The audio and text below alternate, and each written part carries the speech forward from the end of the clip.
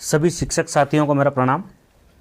आप सब लोग आपकी एग्ज़ाम की तैयारी कर रहे हैं। आज हम एनसीएफ 2005 के बारे में कुछ फैक्ट जान लेते हैं। आपको पता होगा लेकिन एक बार फिर से आपका रिवीजन हो जाएगा। ये जो एनसीएफ 2005 जो है, एनसीएफ यानी कि नेशनल करिकुलम फ्रेमवर्क, ठीक है, फ्रेमवर्क है ये, राष्ट्रीय पाठ्यचर्या की रूपरेखा, ठीक है।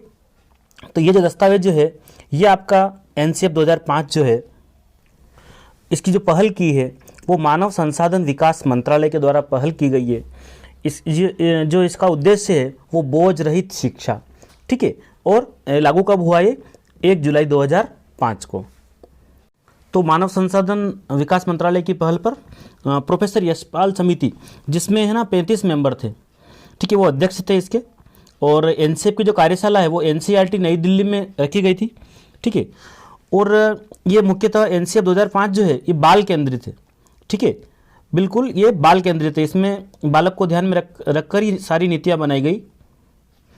एनसीएफ 2005 की जो शुरुआत है वो रविंद्रनाथ टैगोर के निबंध सभ्यता और प्रगति, ठीक है, इससे शुरुआत हुई है। तो यहाँ सभ्यता और प्रगति, कई बार सभ्यता और प्रगति वाला ये प्रश्न पूछा गया है, तो सभ्यता की प्रगति भी या फिर यहाँ की नहीं आएगा, सभ्यता और प्रगति, ठीक है। तो ये सभ्यता और प्रगति इस निबंध से इसकी शुरुआत हुई है। तो क्वेश्चन ये बना हुआ है पहले कि किस निबंध से इसकी शुरुआत हुई, तो रविंद्रनाथ टैगोर के सभ्यता और प्रगति। तो एनसीएफ 2005 का जो निर्माण है वो एनसीईआरटी के द्वारा पूर्ण किया गया। और इसके निदेशक जो थे वो निदेशक थे प्रोफेसर कृष्ण कुमार, ठीक है। और जो समिति थी मानव संसाधन विकास मंत्रालय की, उसके अध्यक्ष थे प्रोफेसर यशपाल, ठीक है। इनकी कमेटी थी, 35 मेंबर इसमें थे। और ये एनसीईआरटी दिल्ली में इसकी कार्यशाला आयोजित की गई थी। इसमें कुल अध्याय जो है 5 है। एनसीएफ 2005 में कुल अध्याय की संख्या कितनी है? 5 है। और जो इसका जो सूत्र है, बल दिया गया है वो बिना बोझ के शिक्षा, है ना, शिक्षा बिना बोझ के। ये वाला सूत्र 1993 में दिया गया था और इसी को फिर से शिक्षा बिना बोझ के एनसीएफ 2005 में इसको जो है यही उद्देश्य रखा गया। एनसीएफ 2005 जो है ये बाल केंद्रित है। और इसमें शिक्षक जो है, शिक्षक की जो भूमिका है वो एक उत्प्रेरक के रूप में है ना, वो एक सुविधादाता या सुगमकर्ता के रूप में शिक्षक की भूमिका यहाँ पर क्या है? उत्प्रेरक के रूप में, ठीक है। यह पूरा बाल केंद्रित है। और इसमें जो है बाल केंद्रित शिक्षा है वो पूरी तरह से रटने से मुक्त है, ठीक है, बिल्कुल रटन विद्या से इसको अलग रखा गया है, रटने से मुक्त है। एनसीएफ 2005 का जो अनुवाद है वो संविधान की जो 8वीं अनुसूची में जितनी भाषा है उन सभी भाषाओं में एनसीएफ 2005 का अनुवाद किया गया है। एनसीएफ 2005 के जो मार्गदर्शक सिद्धांत थे वो किस प्रकार से देखिए, यह है कि ज्ञान को स्कूल के बाहर जीवन से जोड़ा जाए, है ना, ठीक है। ज्ञान को स्कूल के बाहर जो जीवन है उससे जोड़ा जाए, ज्ञान को स्कूल के बाहर जीवन से जोड़ा जाए। दूसरा, पढ़ाई को रटंत प्रणाली से मुक्त किया जाए। ये एनसीएफ 2005 का सिद्धांत है। फिर जो पाठ्यचर्या है ना वो पाठ्य पुस्तक केंद्रित न रह जाए, ठीक है। कक्षा कक्ष को गतिविधि से जोड़ा जाए और इसे लचीला बनाया जाए, ठीक है। और 5वां जो है वो राष्ट्रीय मूल्यों के प्रति आस्थावान विद्यार्थी तैयार हो, या फिर राष्ट्रीय महत्व के जो बिंदु है उनको पाठ्यक्रम में शामिल किया जाए। इस प्रकार से क्या है, पहला ज्ञान को स्कूल के बाहरी जीवन से जोड़ा जाए, है ना, पढ़ाई को रटन प्रणाली से मुक्त किया जाए, और जो पाठ्यचर्या है वो पाठ्य पुस्तक केंद्रित न रह जाए, और कक्षा कक्ष जो है ना अपना क्लासरूम वो एक्टिविटी से जोड़ा जाए और उसको बिल्कुल लचीला बनाया जाए। और जो राष्ट्रीय मूल्य के प्रति जो आस्थावान विद्यार्थी तैयार हो, जो राष्ट्र प्रेम की भावना हो उसमें, या राष्ट्रीय महत्व के बिंदुओं को पाठ्यक्रम में शामिल किया जाए। अब एनसीएफ 2005 जो है नेशनल करिकुलम फ्रेमवर्क जो है ये राष्ट्रीय पाठ्यचर्या की रूपरेखा। तो पाठ्यक्रम शब्द जो है ना वो पाठ्य प्लस क्रम से बना है। पाठ्य का मतलब क्या होता है? पढ़ने योग्य सामग्री। पाठ्य शब्द का मतलब है पढ़ने योग्य सामग्री। और क्रम का मतलब क्रम मतलब वही एक निश्चित व्यवस्था, ठीक है। इंग्लिश में क्या कहे, इसको करिकुलम कहा गया है। ये अंग्रेजी भाषा का शब्द है लेकिन, है ना, ठीक है। तो यहाँ पर करिकुलम, तो जो करिकुलम शब्द जो है ना लैटिन भाषा के कुरर शब्द से बना है। ये जो वर्ड है ना ये लैटिन भाषा के कुरर शब्द से बना है, ठीक है, जिसका मतलब होता है दौड़ का मैदान, ठीक है। इंग्लिश में पाठ्यक्रम को क्या कहा गया है? करिकुलम कहा गया है। और ये लैटिन भाषा का शब्द है, ठीक है, और ये कुरर से बना है। इसका मतलब होता है दौड़ का मैदान। किस प्रकार का? अर्थात पाठ्यक्रम एक ऐसा दौड़ का मैदान है जिस पर दौड़कर विद्यार्थी अपने द्वारा निर्धारित किए गए लक्ष्य को प्राप्त करता है। ठीक है, क्या है? पाठ्यक्रम एक ऐसा दौड़ का मैदान है जिस पर दौड़कर विद्यार्थी अपने द्वारा निर्धारित किए गए लक्ष्य को प्राप्त करता है। इस वीडियो से पहले मैंने एक वीडियो और डाला है आपका मैथ पेडागोजी का, उम्मीद करता हूँ आपने वो देखा होगा, और एक प्रकार से वो पूरा सार संग्रह ही है। यहाँ पर भी मैं एनसीएफ 2005 के बारे में आपको ये जो है सटीक जो बिंदु है इसके, वो आपको यहाँ देखने को मिलेंगे। अभी हमने देखा था कि एनसीएफ 2005 जो है ये शिक्षक केंद्रित न होकर इसमें बाल केंद्रित है, और शिक्षक इसमें क्या है, एक सुगम करता है। ठीक है, तो एनसीएफ 2005 में शिक्षक के प्रति दृष्टिकोण क्या है? तो शिक्षक ज्ञान का स्रोत नहीं अपितु एक ऐसा सुगम करता है जो सूचनाओं को अर्थ या बोध में बदलने की प्रक्रिया में विविध उपायों द्वारा बच्चों हेतु सहायक हो। शिक्षक के बारे में ये दृष्टिकोण है एनसीएफ 2005 का कि शिक्षक ज्ञान का स्रोत ही नहीं अपितु क्या है, एक ऐसा सरल करता है, सुगम करता है जो सूचना को अर्थ या बोध में बदलने की प्रक्रिया में विविध उपायों द्वारा बच्चों हेतु सहायक हो। अब एनसीएफ 2005 जो है ये रटने वाली प्रणाली से मुक्त है, और इसमें बच्चों के प्रति क्या दृष्टिकोण है? तो प्रत्येक बच्चे की सीखने की जो गति है और प्रकृति है वो अलग अलग होती है। ठीक है, यानी कि प्रत्येक बच्चे की सीखने की गति और प्रकृति जो है वो अलग होती है। सभी बच्चे सक्रिय रूप से पूर्व ज्ञान एवं उपलब्ध सामग्री या गतिविधियों के आधार पर अपने लिए अर्थ निर्माण करते हैं। मतलब हर बच्चे की सोच अलग अलग है और हर बच्चा अपने अपने हिसाब से उसका अर्थ निर्माण करता है। ठीक है, जो भाषा के प्रति क्या दृष्टिकोण है एनसीएफ 2005 का? तो बच्चों में भाषा समझने, अभिव्यक्त करने की क्षमता जन्मजात होती है। ठीक है, तो भाषा के बारे में क्या कहा कि जो भाषा जो है ना वो जन्मजात होती है। ठीक है, उसको समझने की जो अभिव्यक्त करने की जो क्षमता होती है वो कैसी होती है? जन्मजात होती है। यानी कि शिक्षक के बारे में क्या कहा गया है? शिक्षा में एक सुगम करता है।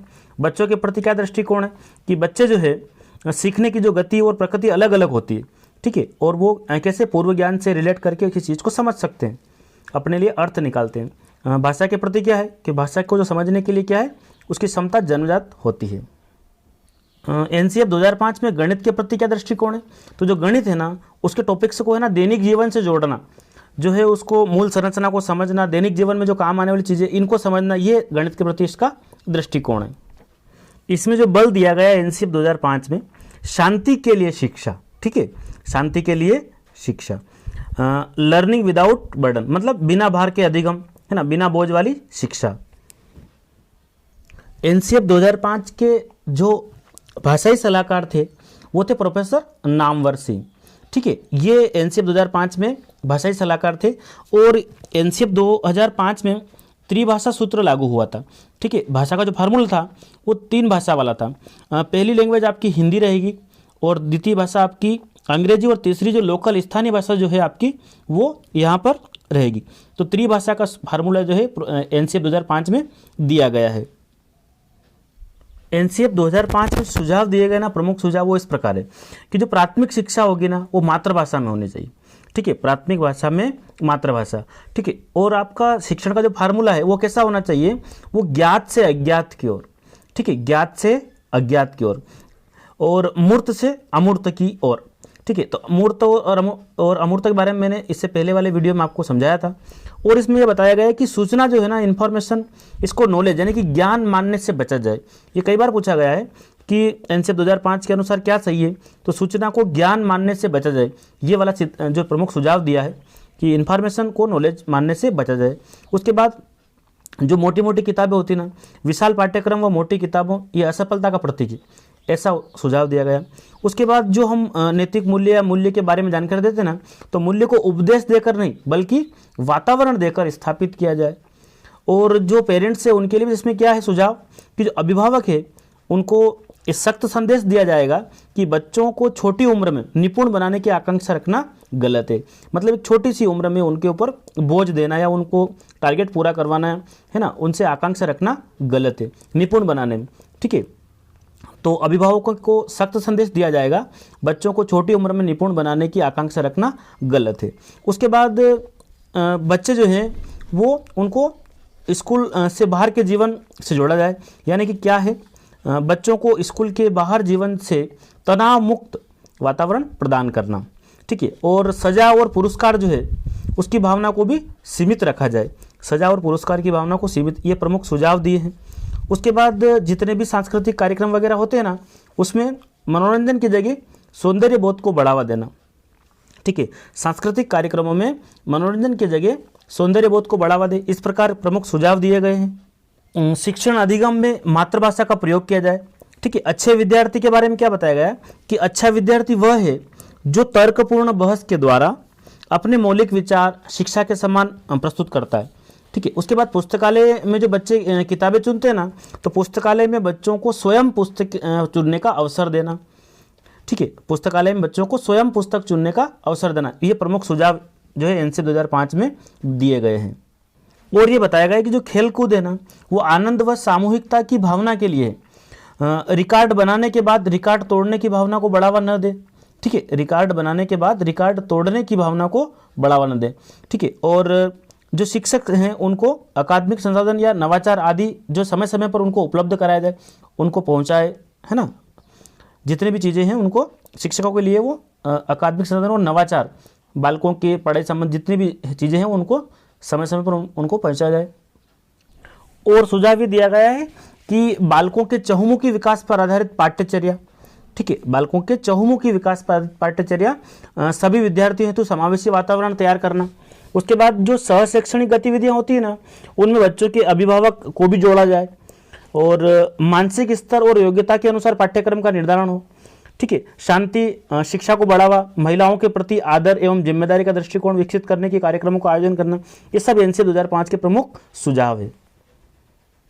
एनसीएफ 2005 के अनुसार कक्षा 1 व कक्षा 2 का जो मूल्यांकन है ना, वो अवलोकन या प्रेक्षण के आधार पर होना चाहिए।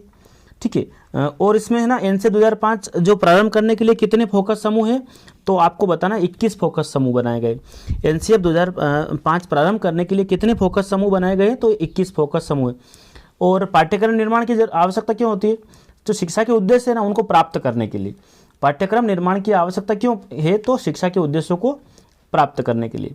ठीक है, और जो कक्षा 1 और 2 के जो विद्यार्थी है उनका मूल्यांकन किस प्रकार करेंगे हम, तो अवलोकन या प्रेक्षण के आधार पर होना चाहिए, ये सुझाव दिया है एनसीएफ 2005 ने।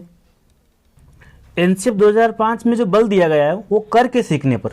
ठीक है, तो विद्यार्थी के ऊपर जो है करके सीख सकता हो, तो करके सीखने पर इसमें जो बल दिया गया है। एनसीएफ 2005 में एग्जाम के बारे में सुझाव ये दिया गया था कि कक्षा 10वीं की जो बोर्ड परीक्षा है ना वो ऐच्छिक हो, इस प्रकार का सुझाव दिया गया था, है ना। कक्षा 10वीं की बोर्ड परीक्षा कैसी हो, ऐच्छिक हो। उसके बाद है ना मूल्यांकन कैसा होना चाहिए, सतत मूल्यांकन होना चाहिए। और जो है खुली पुस्तक की परीक्षा जो है उस प्रकार का मूल्यांकन यहाँ पर बताया गया है। ठीक है, सामूहिक कार्य मूल्यांकन और कैसा होना चाहिए, वो भी सतत मूल्यांकन होना चाहिए।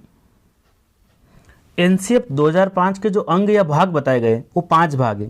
पहला परिप्रेक्ष्य, दूसरा सीखने का ज्ञान, पाठ्यचर्या के क्षेत्र, स्कूल की अवस्था एवं आकलन, ठीक है, विद्यालय कक्षा का वातावरण और व्यवस्थागत सुधार, ये 5 इसके एनसीएफ 2005 के अंग या भाग इनको कहा गया है। तो एनसीएफ 2005 जो है ये पूरा बाल केंद्रित है, रटने वाली प्रणाली से मुक्त करने वाला है, और जो पाठ्यक्रम में जो सुधार है उसके लिए एनसीएफ 2005 जो है ये अपने पाठ्यचर्या के लिए आया है। एनसीएफ 2005 में सामाजिक अध्ययन जो है उसके बारे में ये कहा गया है कि सामाजिक अध्ययन को शिक्षण का राष्ट्रीय पाठ्यक्रम बनाया जाए एनसीएफ 2005 के अनुसार।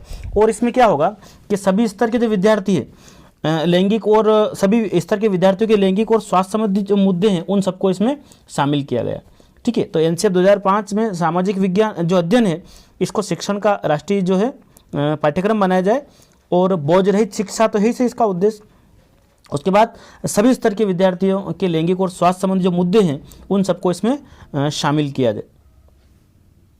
अब देखिए बच्चों की जो गलतियां होती है ना उनसे हमें क्या पता चलता है, समाधान को पहचानने में वो हमारी सहायता करती है। ठीक है, बच्चों की गलतियां समाधान को पहचानने में हमारी जो है सहायता करती है। एनसीएफ 2005 के अनुसार जो बच्चों के जो आकलन का सही तरीका है, जो मूल्यांकन का जो सही तरीका है ना, वो उनकी दैनिक गतिविधियों को हम देखकर उनका हम आकलन कर सकते हैं। ठीक है, तो एनसीएफ 2005 के अनुसार बच्चों के आकलन का सही तरीका क्या है, तो तरीका ये है कि दैनिक गतिविधियों के माध्यम से हम उनकी जो है उनका आकलन कर सकते हैं।